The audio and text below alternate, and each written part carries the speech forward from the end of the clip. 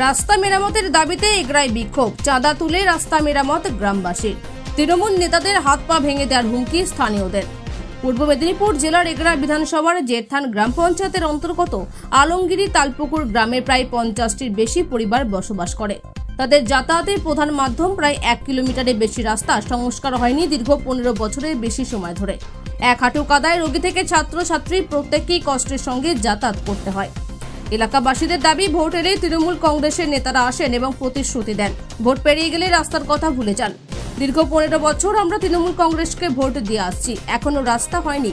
এরপর কোনো তৃণমূলের নেতা ভোট চাইতে এলে হাতুড়ি দিয়ে হাত পা ভেঙে দেব। সামনেই বর্ষার মৌসুম, রাস্তা শেষমেশ বাধ্য হয়েই গ্রামবাসীরা নিজেদের স্বার্থে মুরাম কিনে খুদে স্কুল পড়ুয়া থেকে মহিলা ও বৃদ্ধ সকলে মিলে রাস্তা মেরামত করতে নামলেন। এই বিষয়ে স্থানীয় গ্রাম পঞ্চায়েতের প্রধান কোনো প্রতিক্রিয়া দেননি। এগরা 1 নম্বর পঞ্চায়েত সমিতির সহ সভাপতি সত্য চক্রবর্তী বলেন, পথশ্রী প্রকল্পে প্রচুর রাস্তার কাজ করা হয়েছে, ঠিক কী কারণে রাস্তার কাজ হয়নি বিষয়টি খতিয়ে দেখা হচ্ছে। দ্রুততার সঙ্গে রাস্তাটি কাজ করার চেষ্টা করব। বিক্ষোভ করার কারণ হচ্ছে, এদিকে আমরা 15-20 বছর ধরে এই রাস্তায় হাঁটাচলা করছি। এখানে 15-20 বছর ধরে তৃণমূল শাসনে আছে। আমরা তৃণমূলকে ভোট দিই প্রতি বছর। এখানে জিতার সময় যখন ভোট নেবে সব প্রতিশ্রুতি নিতে আসবে যে আমরা রাস্তাঘাট আপনার তৈরি করে দেবো, আপনাদের কোনো অসুবিধা হলে আমাদের বলবেন। আজকে এই 15-20 বছর ধরে জিতছে, অথচ আমাদের 1 টাকার কোনো কাজ হচ্ছে না। এরপরে যদি কোনো তৃণমূল নেতা আসে আমরা মাথা ফাটাবো তাদের। আমাদের কষ্ট কে বুঝবে? আজ দিদি বুঝছে না, আজ টিএমসি নেতারা বুঝছে না, কে বুঝবে? আজকে আমরা এই কাদা ঘাঁটছি। আজ এখানে 150 জন পরিবার আছে, 150 জন পরিবারে 1 থেকে 1.5 কিলোমিটার রাস্তা ঘিরে আছে। আজকে 15 বছর ধরে আমরা রিকোয়েস্ট করে যাচ্ছি, পঞ্চায়েতে গেছি, বিডিওতে গেছি, এখানে পঞ্চায়েত মেম্বার কেউ আমাদের কথা দিচ্ছে না। কবে শুনবে আমাদের কথা? ওদিকে তো জানুয়ারি গেল, ফেব্রুয়ারি গেল, মার্চ গেল, এপ্রিল হয়ে গেল, এ পর্যন্ত কোনো খবর নেই।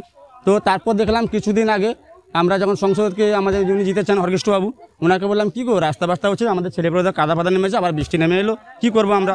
তো উনি বললেন যে ঠিক আছে, আমরাও এমএলএর কাছে গেছিলাম, তো মানে উত্তমবাবুর কাছেও গেছিলাম, তো ওনারা বললেন যে হয়ে যাবে। তারপর কিছুদিন আগে দেখলাম না, উনি আমাদের কি জেলা পরিষদ থেকে তিনি ভদ্রলোক এসেছিলেন, এবং আমাদের পঞ্চায়েত সদস্য মিনতি তো আপনার নায়ক উনিও এসেছিলেন, তো হরকৃষ্ণবাবু ছিলেন, আমরাও কয়েকজন ছিলাম। দিয়ে রাস্তায় মাপজুপ হয়ে গেল, তো বললেন যে হ্যাঁ হবে। তো জানি না কবে হবে। দীর্ঘ 15 বছর ধরে কাদা ঘাঁটছি, আমাদের ছেলেপুলেরও বেরোতে পারছে না, সবসময় কাদা ঘাঁটছে।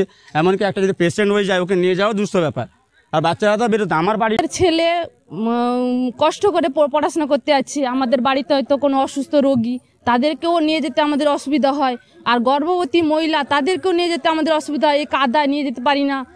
এই অসুবিধার জন্য, সেই অসুবিধার কথা ভেবে আমরা সবাই গরিব মানুষ, তবুও টাকা দিয়ে নিজেরা এই রাস্তায় নেমে কাজ করছি, মোরাম ফেলাচ্ছি, আমরাও কাজ করছি। হ্যাঁ, তাই আমরা মাননীয় মমতা দিদিকে জানাতে চাই, মুখ্যমন্ত্রীকে জানাতে চাই যে আমাদের এই অসুবিধার কথা আপনি একটু বুঝুন। এই রাস্তায় আমরা কি করে চলাফেরা করব? আর বৃষ্টি হলে বেরোতেই পারি না। আমাদের বাচ্চার কথাও ভাবুন, তাদের পড়াশোনা আছে, তাদের ভবিষ্যৎ আছে। এই কথা বলে আমরা দিদিকে জানাতে চাই যে এই রাস্তার কথা ভেবে। এই যে রাস্তাটা ঠিক, কিন্তু সবার ডিমান্ড আছে, সব জায়গায় করতে পারিনি। ধীরে ধীরে হবে, অস্থিরতার কিছু নেই। আর যেহেতু আমাদের পঞ্চায়েতগত 15th ফান্ড যখন আসে, খুব অল্প সংখ্যক ফান্ড নিয়ে কাজ করতে হয়। স্বাভাবিক কারণে যাদের দাবি আছে, দাবি সঙ্গত, বিভিন্ন জায়গায় প্রচুর রাস্তা খারাপ আছে। তো তার দাবির সঙ্গে সঙ্গতি রেখে আমাদের নেত্রী মমতা বন্দ্যোপাধ্যায়, মুখ্যমন্ত্রী, যথেষ্ট পরিমাণে সাহায্য সহযোগিতা করছেন। তার মধ্যেই যে রাস্তার বেহাল অবস্থা, সেই রাস্তা দিয়ে প্রসূতি মা, বাচ্চা ছেলে তার গন্তব্যস্থলে যাবে। এই তো দুর্ঘটনা হয়নি, কিন্তু পরবর্তী মুহূর্তে যখন দুর্ঘটনার সম্মুখীন হবেন সাধারণ মানুষ, তখন কি পরিস্থিতি হবে?